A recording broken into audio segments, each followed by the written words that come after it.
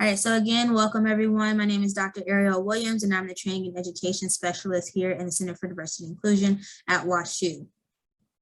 I am going to introduce our wonderful speaker today, who's presenting on colorism. Her name is Dr. Sarah Webb, and we're colleagues from Louisiana State University, and very happy to welcome her back to the institution. Dr. Webb is an assistant professor in the Department of English and Modern Languages at the University of Illinois Springfield, where she teaches writing and cultural studies.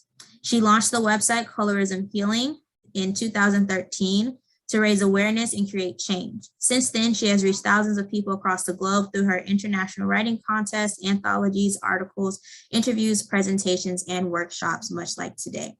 So let's give a warm welcome to Dr. Webb.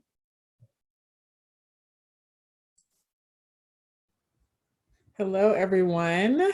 I'm excited to be back for another presentation on colorism here at WashU. My sister is an alumni of WashU, so a special place in my heart for the university. So I'm going to start sharing my screen, and we only have a few folks with us right now, but I do see these as interactive conversations and workshops. So feel free to type questions, comments, reactions in the chat. I welcome that along the way. And here we go.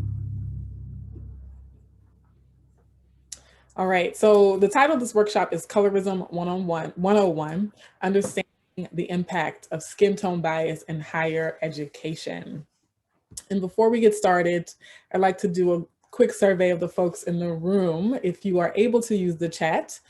So the first question is, how familiar are you with colorism? So just so I get a feel for what the audience is here today, type a 1 in the chat if you've never heard of colorism before, a 2 if you have heard of it, a 3 if you're somewhat familiar, a 4 if you're pretty familiar, and a 5 if you are very familiar, if you feel like you yourself could do a presentation on the topic today. So just out of curiosity, let's see what our prior knowledge is.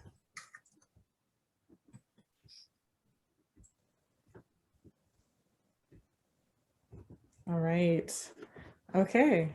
So Dr. Williams says, oh wait, 4. So we have a 1, a couple of 1s, okay. Well, you're in the right spot. I'm definitely going to do my due diligence to make sure we understand what colorism is, its impact in the large society, but also in academia, higher education specifically. So thank you to Megan and Sally for sharing that. So this question might not apply as much if you have never heard of it, but just out of curiosity, how often do you talk about colorism? So for my 4s and 5s in the room who are familiar with colorism, how often have you talked about it? A 3, okay, so periodically, right?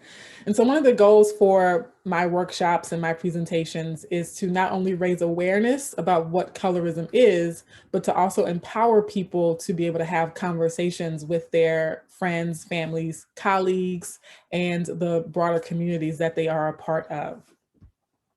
And some best practices for having a conversation around colorism, because it can be a sensitive topic. It can be triggering for some people even. And so I always say to exercise courage. And simply by being here today, you all are practicing courage. Showing up and being willing to listen, but also participate and engage is already demonstrating courage. Another important best practice is self-awareness. So if you do hear something today that triggers a memory or that creates feelings or emotions about your own identity or experiences you've had, make note of that and stay curious about what that might mean, where you might need to do more unpacking in that area or questions you might have. And then a third best practice is empathy. So we'll have diverse people in the audience and we'll be talking about diverse experiences. And so even if we haven't personally shared the same experience, we can empathize with people whose backgrounds or contexts might be very different from ours. And today's discussion is going to include defining colorism, of course. Then we're going to look at the individual impact, the interpersonal impact, and the institutional impact, as well as the more systemic impact. And then we're going to talk about what we can do about it, right? So definitely informing you of the issue and then giving you some strategies and approaches to handling this conversation. And then we'll close out with a Q&A and open discussion for further insight. And so colorism is defined as the social marginalization and systemic impact or systemic oppression of people with darker skin tones and the privileging of people with lighter skin tones. It's also based in the belief that darker skin and therefore darker skinned people are inherently inferior. So the reason for the social marginalization and systemic oppression is rooted in white supremacist ideas that whiter skin or lighter skin are features that we associate with European ancestry, such as straighter hair, lighter eye colors, are more valued, more prized in the society and culture. And so colorism matters for leadership. And I think all of us are leaders, whether we are leading in a classroom with students as the teacher or the instructor, whether we're leading a team in our department or leading an entire department ourselves, or simply whether we're leading our own lives, right? Being leaders in our communities or in our friendship circles. And so as leaders in higher education specifically, understanding colorism is crucial to any efforts around diversity, equity, and inclusion, because without it, we run the risk of creating what I call monochromatic diversity. So we hear a lot of talk about diversity, especially in education. And without the context of colorism or without the lens of colorism, we can have a group of people that are racially diverse and ethnically diverse, and yet members of the group have the same or very similar skin tones. And so I have a photo. This is a stock image, so not representative of an actual institution, but an example of monochromatic diversity here is that we see, based on things like facial features and hair textures, we can see that there's probably some racial or ethnic diversity at play. And yet the literal skin tones of these people are very, very similar, almost exactly the same. And so this is a racially and ethnically diverse group, and yet it does not represent the totality of the human spectrum, right? And so that's why we have to also include colorism in our conversations around diversity, equity, and inclusion. And so there are two forms of colorism that we often talk about in the research, and that's intra-racial colorism and interracial colorism. So we can kind of think about the highway system, right? So intrastate means within the state, and interstate means across different states. And so interracial colorism happens among a racial group. So amongst Chinese Americans, for example, amongst African Americans, where there are inequalities and distinctions based on the particular shade of the skin. But colorism can also be perpetuated across racial groups. So I, as an African American, can discriminate against an Asian American, for example, based on whether their skin tone is lighter or darker. Colorism versus racism. So this is an important piece, especially for people who have not really heard of colorism before. And that has to do with the fact that people can be the same race and have very different skin tones, and people can have different skin tones and be the same race. So, and then give me 1 second. I want to plug in my microphone.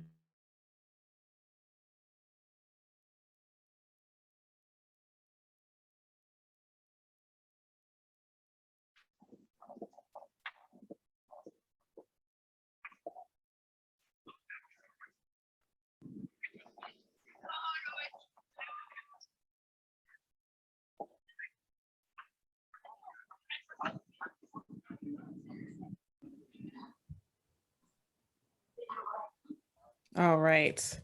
So in instances of racism, people of different races will be treated differently, even if they have the exact same skin tone. So here we have a slide featuring 3 different women of 3 different races, and yet they have very similar skin tones. They even have similar facial features. If you look at the size and shapes of their noses, their hair textures are similar, right? They both have, the 3 of them have fairly straight hair. And so although their external appearance is very similar, In an instance of racism, they would be treated differently because their racial categories or their ethnic categories are different. And so in cases of colorism, however, you'll have people of the same race who have different skin tones. And so they'll be treated differently because their skin color is different, even though they are the same race, okay? And so we often hear the phrase, race is a social construct, right? Which is actually true, it's accurate. But skin color is a biological fact. So there's not an exact correlation between race and skin tone. And regardless of if racial categories shift over time, or even in a hypothetical future, we eliminate racial categories altogether, people will still have biological skin tone differences, right? And so the meaning that's attached to that skin color is going to determine or impact or influence the way they move through or navigate society. And so racism, again, focuses oftentimes on genotype, your ancestry, your DNA, your lineage, particularly in a country like the United States, where we have what is called the rule of hypodescent, or the one drop rule, where if you have just one distant ancestor who is Black or of African descent, you would be categorized as African American. Colorism, however, focuses less on who your ancestors were and focuses more on what you look like, okay? And so regardless of where your ancestors are from, colorism is about your actual skin tone, your nose, the size and shape of your nose, your hair texture, your eye color, right? And so that's your phenotype. And even though your physical features can be based on your ancestry, it's not really the focus of colorism itself. Colorism is also global and cross-cultural. So it's definitely an issue in the United States, but it's also an issue in most, if not all, countries around the world. And I want to make a note about this collage of faces that are on the screen, because this is not a stock photo. These are actual participants in an international writing contest that I host every year.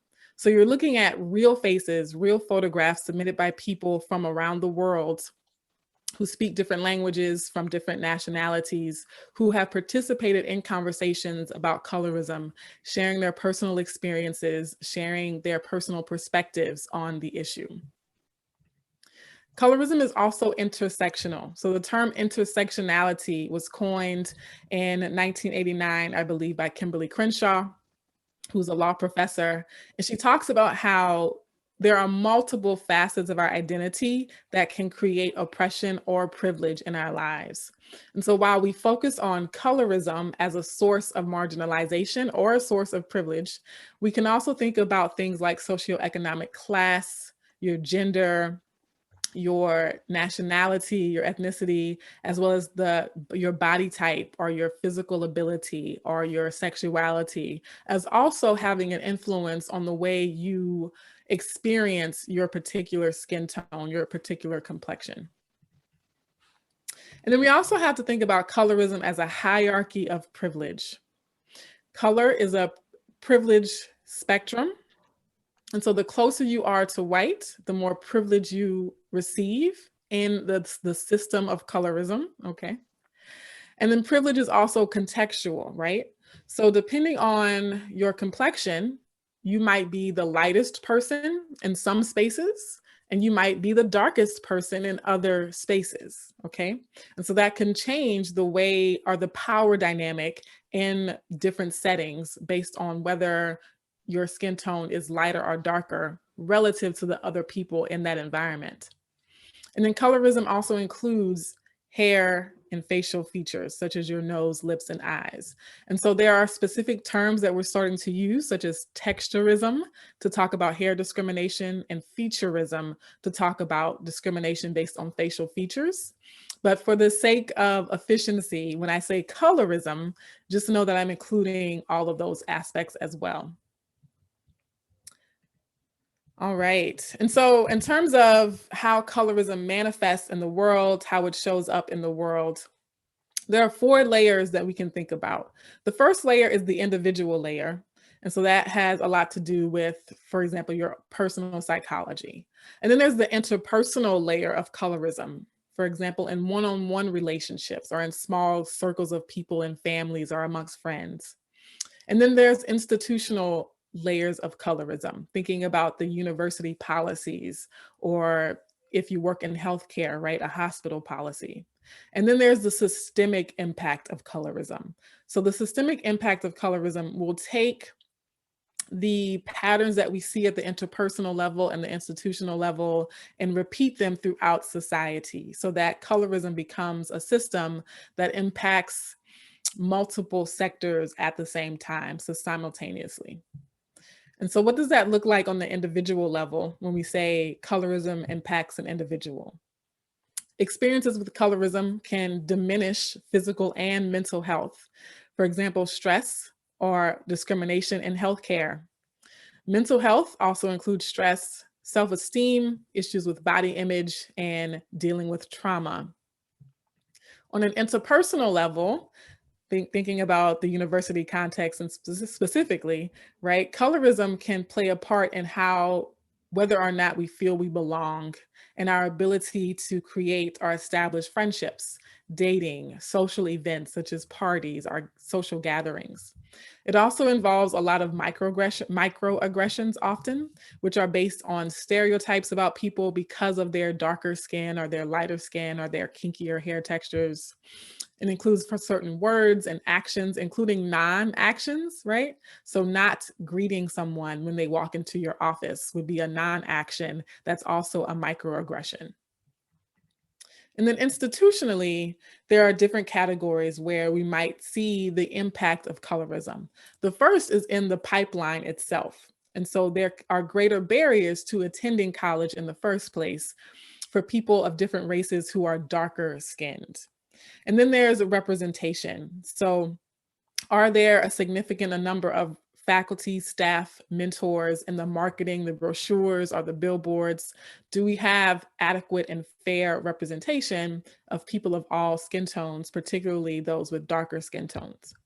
And then in academics, there can also be bias about intelligence, for example, stereotypes about people with a certain skin tone being lazier or being inherently more intelligent. And then curriculum. Does the curriculum also include explicit conversations about colorism? And does it include representations of people with darker skin tones? And then extra and co-curricular things, we see biases and stereotypes there as well. And then also the limiting or the access to various opportunities such as study abroad or various scholarships and things like that. And so now thinking about colorism systemically, I want to kind of do a little quiz, right? Because this is Colorism 101. We're taking a crash course in colorism. And so it wouldn't be a real class without some type of assessment. And so don't worry, this will not be count toward your transcripts or your final grade. But I'm curious for you to participate. And it's true or false. So if you're willing to type into the chat your guesses or your knowledge about the various research studies that I present, feel free to do so. And so these questions are based on specific articles that talk about colorism in these various societal areas. And so the first one, again, looking at that pipeline towards education in the first place. And so true or false? Asian Americans with lighter skin tones were significantly more likely to complete high school and transition to college than those with darker skin tones were 21 to 26% less likely to attend college and earn a degree. So would we say true or false to that? And I have to open the chat again in case you all are true. Yes, we have a correct answer that says this is true. And at the very bottom, I have the specific articles where you can go back and read these. So this is from Ryabov in a 2016 essay, or article rather. So true or false, color-based disparities in educational attainment hold true even for siblings, accounting for potential differences in home environment or socioeconomic class. And so this is also from the same study, right? And that is also true. And then here's another question from an article by Chavez Duenas in, I can't see, 2014. Light-skinned or European Latinx individuals acquired as much as 9.5 years of schooling compared to only 7.8 years of schooling for dark-skinned or indigenous Latinx students. And so, yes, you can start to see a pattern here. This is also true, right?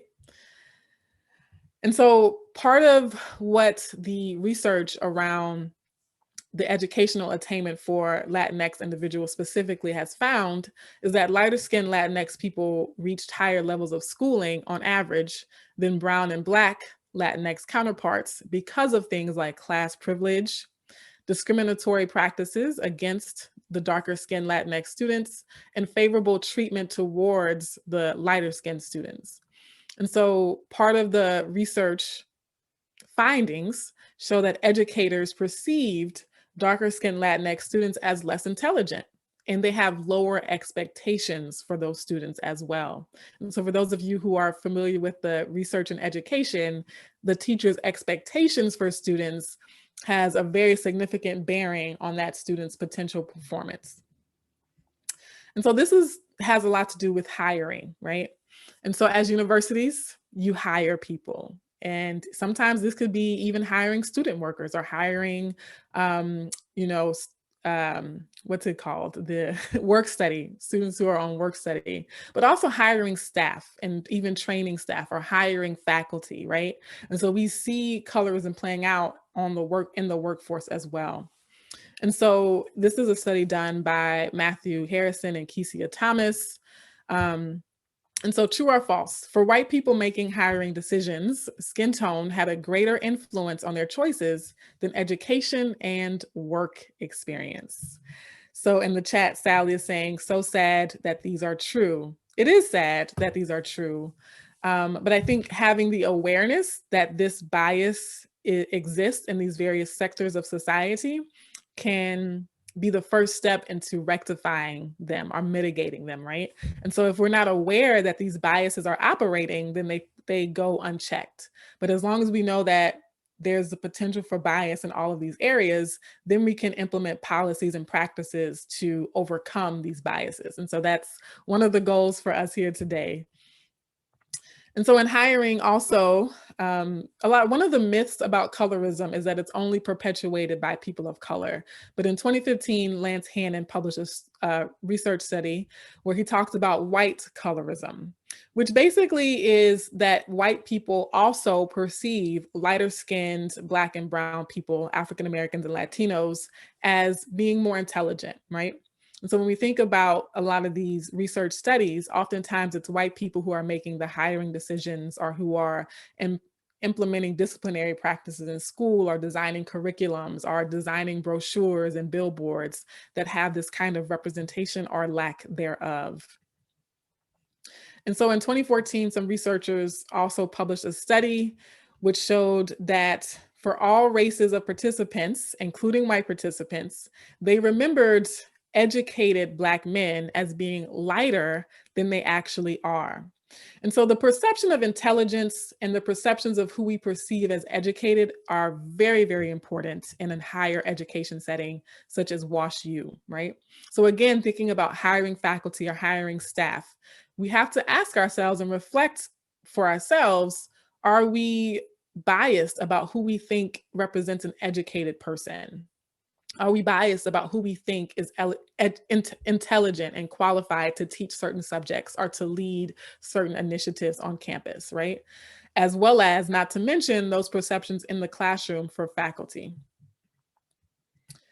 And so in academia and politics, a lot of the top positions, also in business, were given to lighter skinned Latinx professionals, and darker skinned Latinx employees experienced less occupational prestige and tended to be relegated to niche jobs, whereas lighter skinned Latinx workers attained more prestige and had access to the full range of job types. And so when we look at auditing or looking at who our employees are, it's not enough just to say, oh, we do have dark-skinned people who work here. We also have to look at what jobs do they actually have, right? Are they promoted at the same rate? Do they also receive the level of recognition for their work, awards for their work, right? So it's not just, do we have the diversity in numbers, but what is the quality of the positions and the work that they have? And here's one that surprises a lot of people.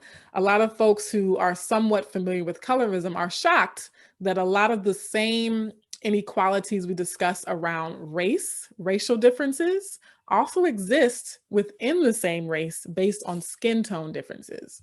And so when it comes to the actual pay of employees, for example, as the skin tone darkens, the wider the wage gap between white workers and African American workers, right?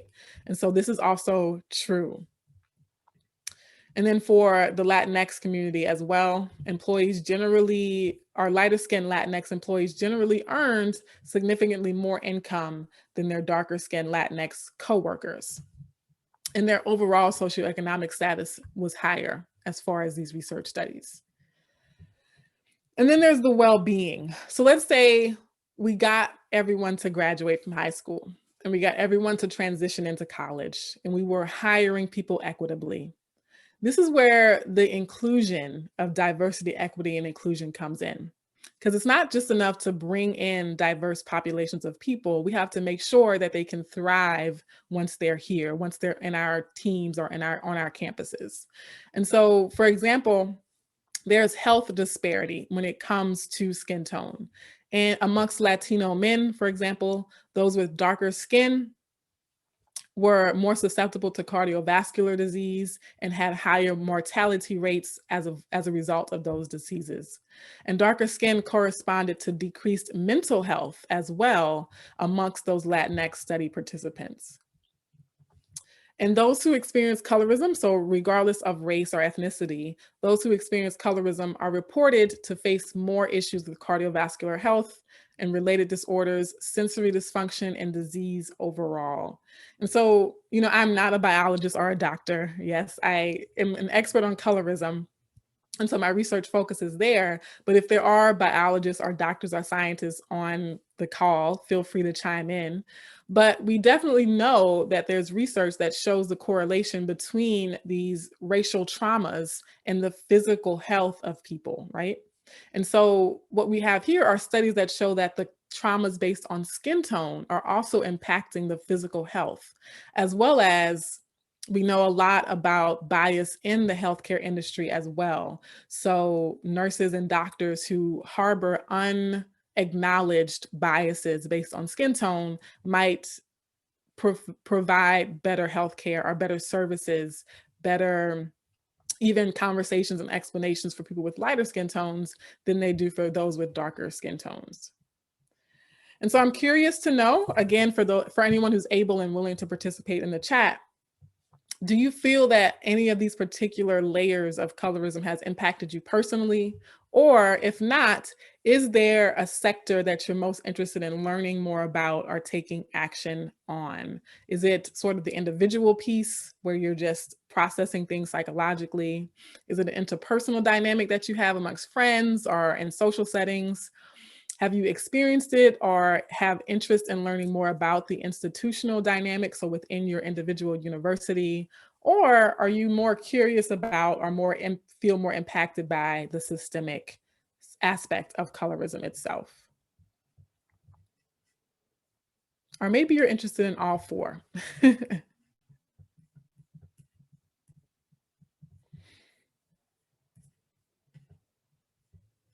All right.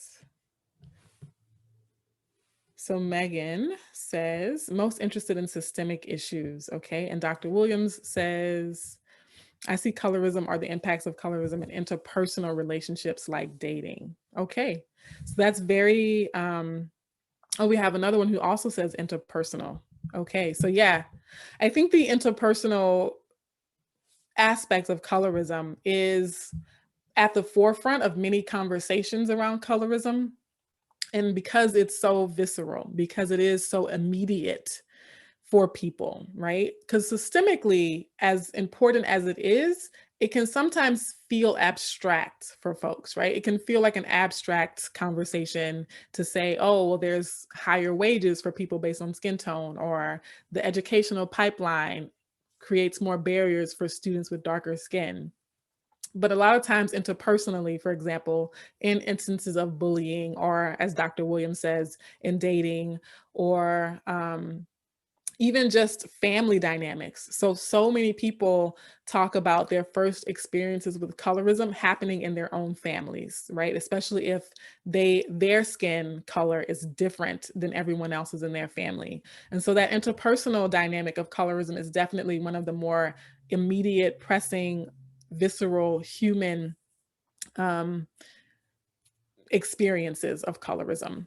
But as Megan Langerman says, most interested in systemic issues, I think there's a need to increase awareness about what those systemic issues are.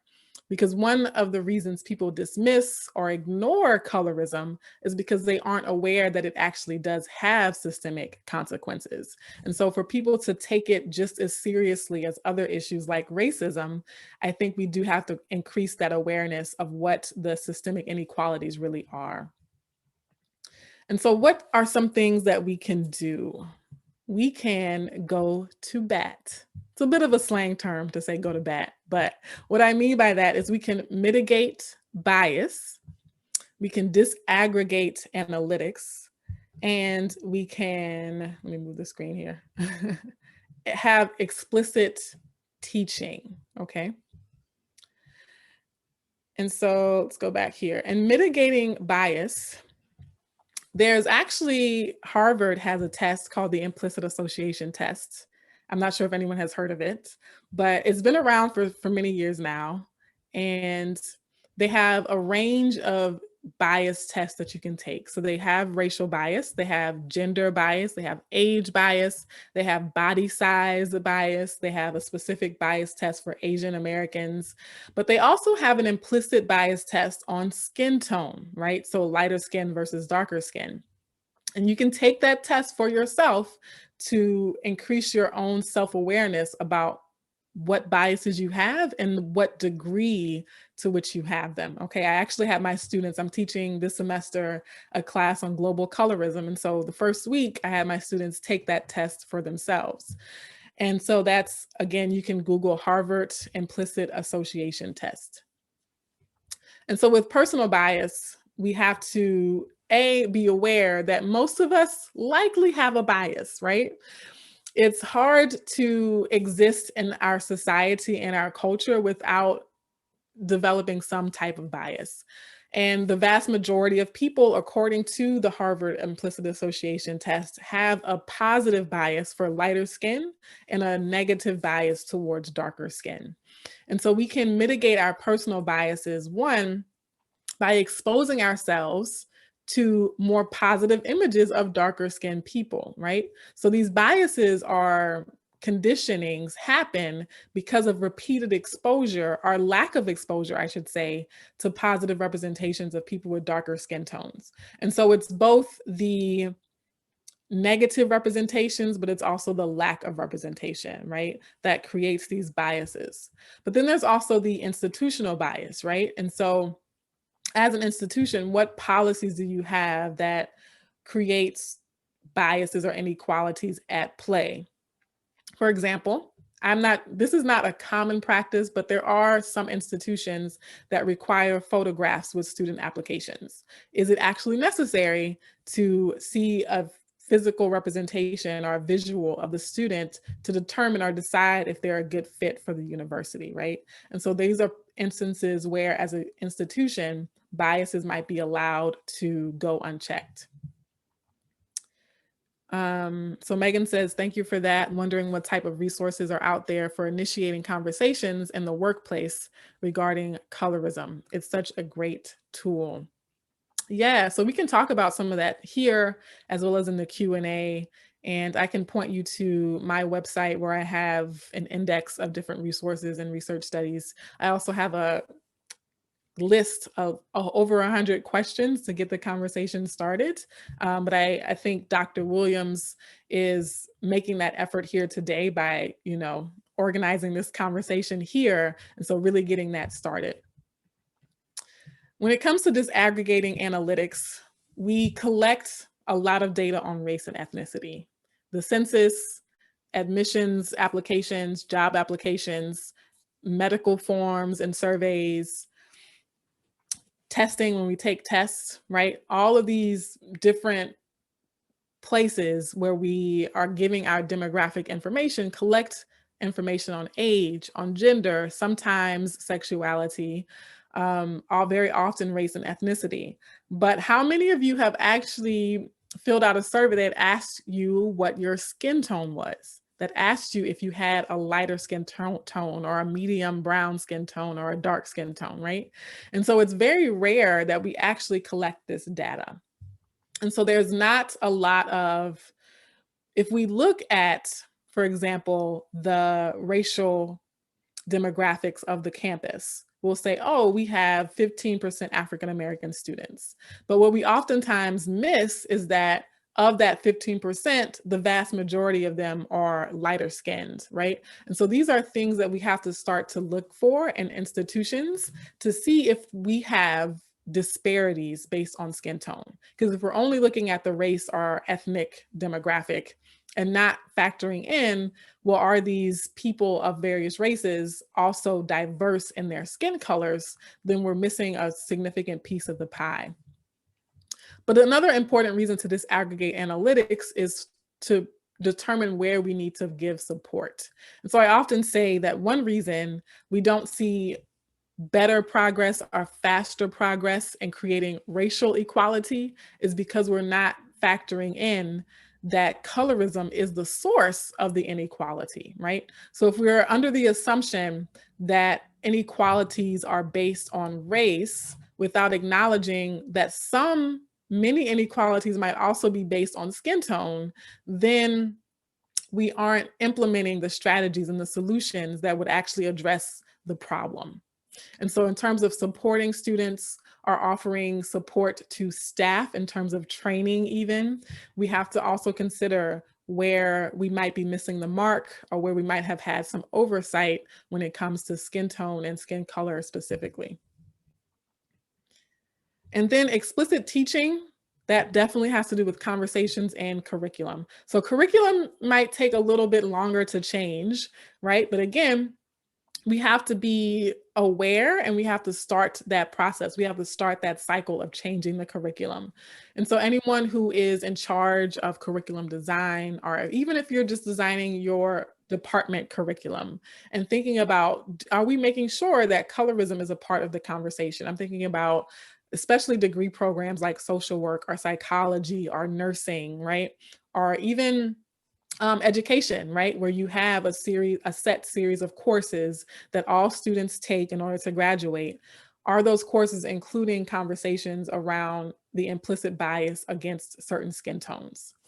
But until you can create more systemic change with the curriculum itself, as individuals, we can always have conversations. And so having a conversation, I'll start with the classroom, with your students about colorism. So if you're also talking about race and gender and sexuality and age discrimination, be sure to also start including conversations around color discrimination. But even having conversations with your colleagues about their experiences around colorism, or if you observe or notice a practice or a habit in your office that seems to result in representation for people of a certain skin tone and not, or a lack of representation for people with a darker skin tone, raise the question, pose the question, hey, has anyone else noticed this pattern? Has anyone else noticed that amongst our leadership team, we're all pretty much the same skin tone, right? And so asking questions is a great way to start the conversation because it invites people to the table rather than making them feel like they're being lectured at or being accused or being called out in some way. But even another approach to conversation starting is to talk about your own experiences. And so regardless of what your skin color is, you can reflect on what it means to navigate the world in your particular skin. And this is work that we all have to do.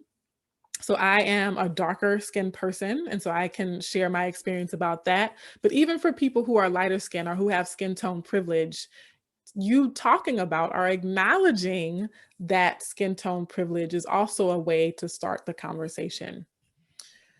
And so I'm gonna open it up for a conversation here with Q&A and discussion. And we have a pretty small crowd today, so I'm also open to people voicing their questions. You can type your question in the chat, or you can come on the mic and ask your question as well if you're comfortable with that. And before I stop sharing, I also want to let you know where you can find me if you want to continue the conversation beyond today. So I definitely have the website where you can learn about the resources that I've shared today. Again, I have the research index that's available there. I'm on social media at Colorism Healing and Dr. Sarah L. Webb on Twitter. My email address is sarah@colorismhealing.com. And I also have a feedback survey. So if you learned something or appreciated any aspect of this, or if you had questions or a constructive critique to offer about today's conversation, I welcome that feedback. And you can go to bit.ly/SLW feedback. So yeah, I'm going to stop sharing and we'll get into Q&A and discussion now.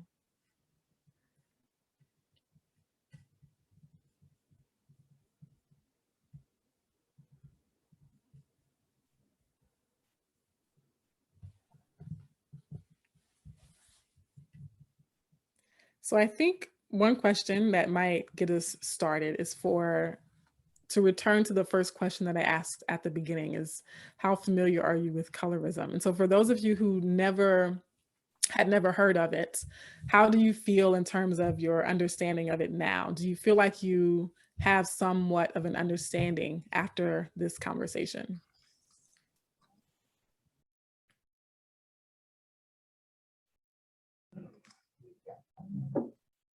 Hi, Dr. Webb. This is Megan. Can you guys hear me okay?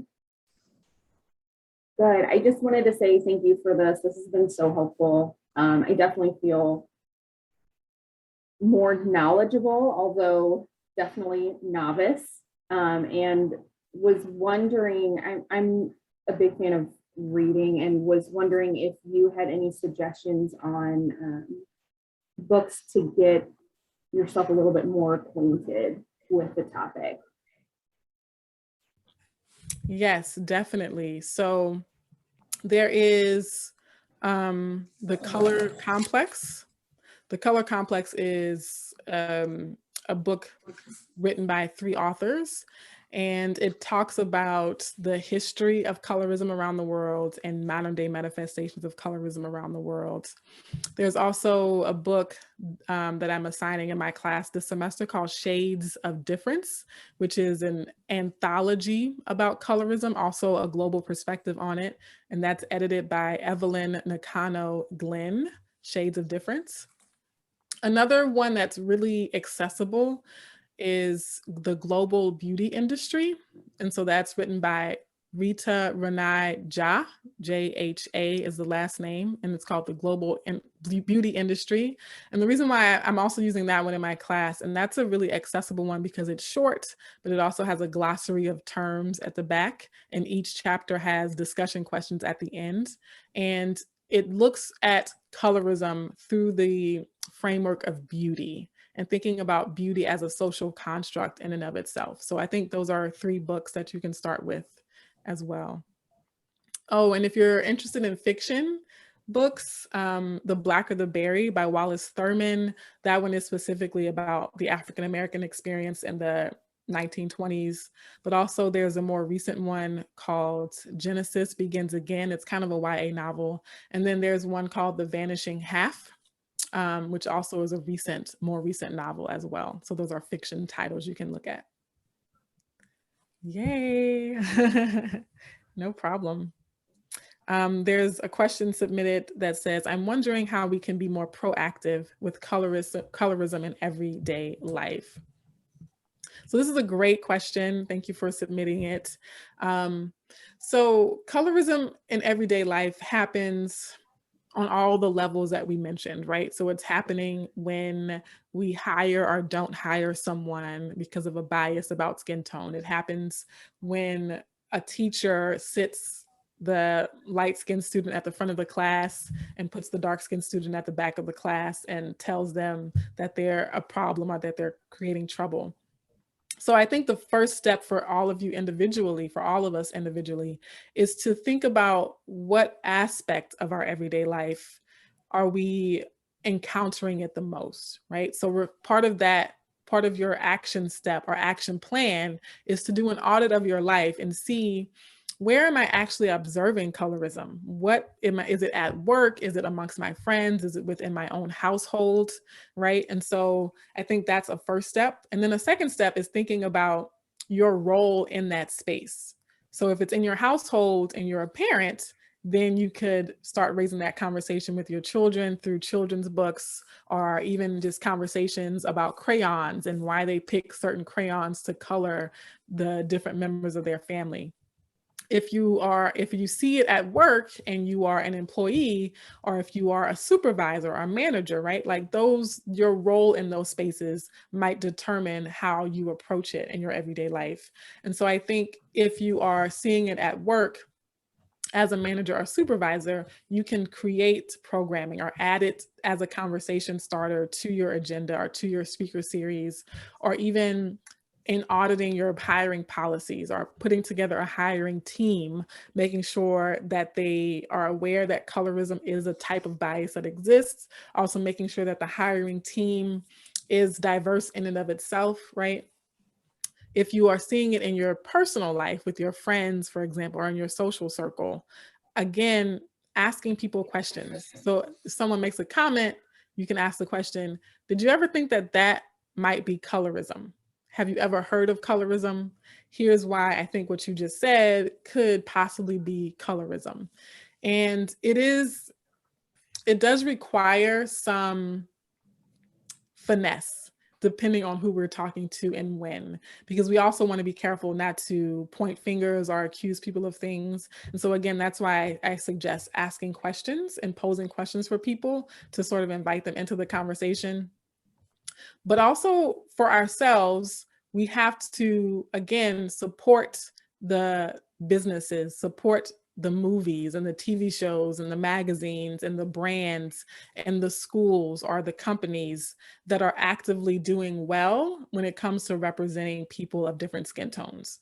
And so if there are brands that have a palette or products that are a great fit for even the people with the darker skin tone, then we can support those brands. We can also buy our products from those brands, right?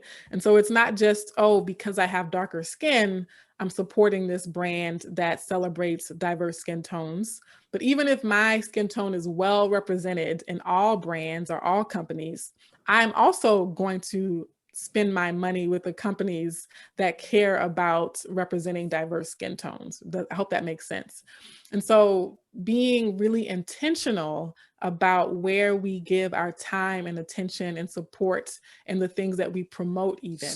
And this could be something as simple and mundane as sharing a review about a movie that you saw on Facebook and saying, I loved this movie.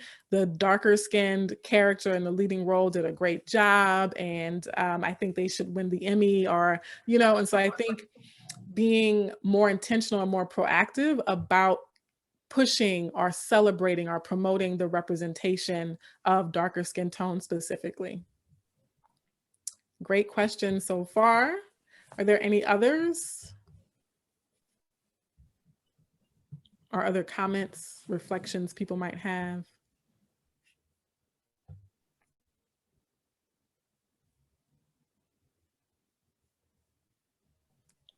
All right, so Dr. Williams, I'm not sure what the exact time frame was, but we're about 5 minutes from the hour.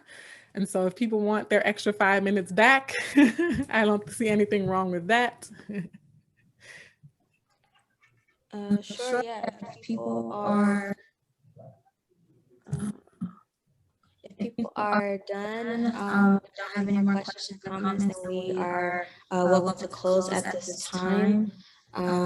And let's just want to make sure we give flowers to our folks. So if we can do a round of applause or the clap emoji, that would be great. But thank you so much, Dr. Webb, for your time and your insight. We truly appreciate that, and educating us around this topic. And also for the book list, I think I'm going to make that a post for our CCI Instagram. So the book list is a great recommendation. So thank you for that. But thank you again, and I will conclude us there.